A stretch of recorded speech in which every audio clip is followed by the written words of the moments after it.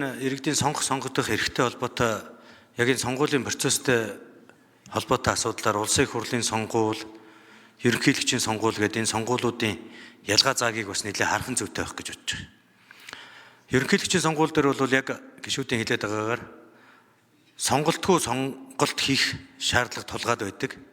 Харин сүүлийн удаагийн ерөнхийлөгчийн сонгуулиуд дээр сонголт байхгүй бол цагаан хуудасаа өгөх эдлэх тэр эрхээ эдлэх боломж бол сонгогчдод бас нээлттэй болсон. 2 удаагийн ерөнхийлөгчийн сонгуул дээр цагаан хуудас өгсөн сонгогчдын тоо бол бас нэлээдгүйгээр гарч ирсэн нь иргэдийн эрх илүү их хангагдж байгаа байдал ажиглагдж байгаа. Улсын их хурлын сонгуул талаас харах юм бол бас ахаад өөр.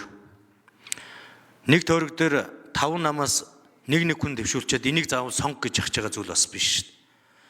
Нэг тойрог дээр тухайлбал өнгөрсөн 2024 оны сонгуулийн жишээ авах юм бол баруун бүс дээр 10 мандатн дээр 126 хүн нэр дэвшсэн.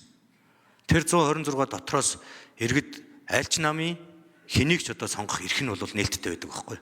Тэгэхээр энэ ялгаа заагийг бас олон талаас нь хараад олон улсуудад энэ сонгуулийн нэрийн жагсаалт гаргаж байгаа пропорционал мажоритартай холбоотой жагсаалт гаргаж байгаа дээр нээлттэй хаалттай гэдэг ийм ойлголтууд бас байж идэг.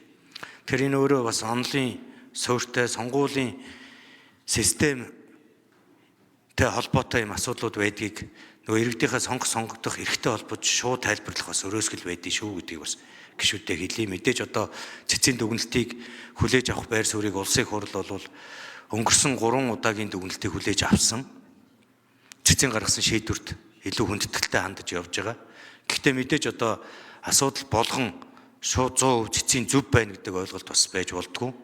Энэ өөрөө олон талын нөхцөлд дүгнэлт гаргасны үндсэн дээр шийдвэр гаргадаг учраас улсын их хурлын гишүүд мэдээж энэ гаргасан санал дүгнэлт үндэслэлтэй холбогдуулж шийдвэр гаргах байхаа гэж бодож байна. За Лавгийн Мөнхбаатар